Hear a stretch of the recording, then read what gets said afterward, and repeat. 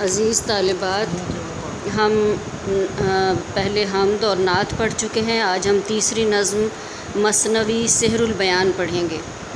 لفظ مثنوی مثنیٰ سے ماخوذ ہے اور عربی زبان کا لفظ ہے جس کے معنی دو ہیں۔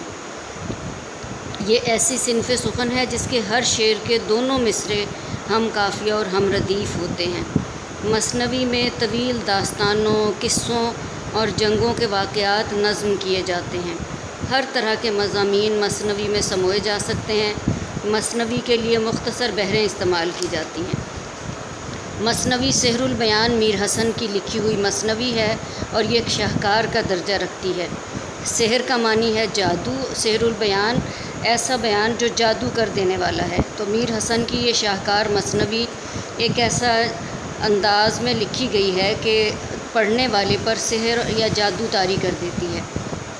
مثنوی سحر البیان میں جو حصہ ہمارے سلیبس میں شامل ہے اس کا پہلا حصہ جو ہے اس کی تشریح ہم کرتے ہیں۔ پہلے دیا شاہ نے ترتیب ایک خانہ باغ، ہوا رشک سے جس کے لالہ کو داغ، عمارت کی خوبی دروں کی وہ شان، لگے جس میں زر بفت کے سائبان، چھتیں اور پردے بندھے زر نگار، دروں پر کھڑی دست بستہ بہار، کوئی ڈور سے در پہ اٹکا ہوا، کوئی زہ پہ خوبی سے لٹکا ہوا۔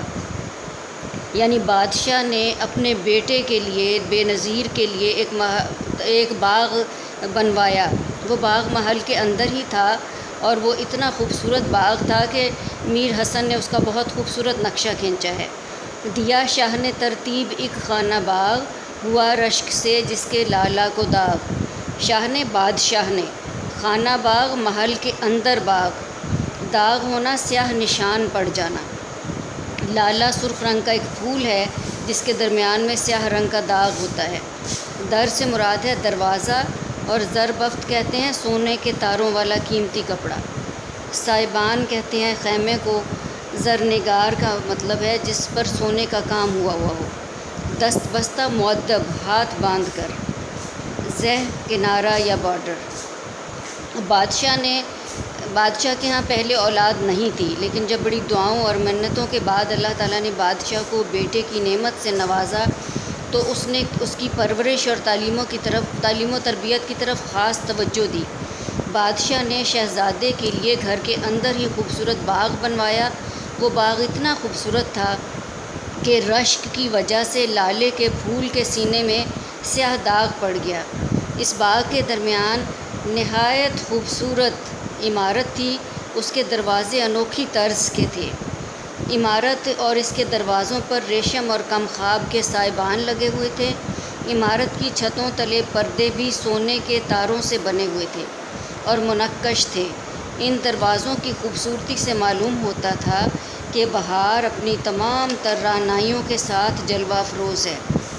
یہ پردے دروں سے دروازوں کے اوپر بندھے ہوئے تھے، ڈوریوں سے اور کچھ کناروں کے ساتھ نہایت خوبصورت انداز میں لٹک رہے تھے۔ مثنوی سحر البیان میں میر حسن نے اپنے دور کی بھرپور عکاسی کی ہے۔ اس مثنوی میں اپنے عہد کے رسوم و رواج، تہذیب اور درباری شان و شوکت کی تصویریں بڑی خوبصورتی سے بیان کی ہیں انہوں نے، اور مثنوی سحر البیان کی زبان سادہ اور بے ساختہ ہے۔ بادشاہ نے اپنے بیٹے بے نظیر کے لیے جو خوبصورت محل بنوایا، اس محل کے اندر باغ کے بارے میں یہ بند ہے۔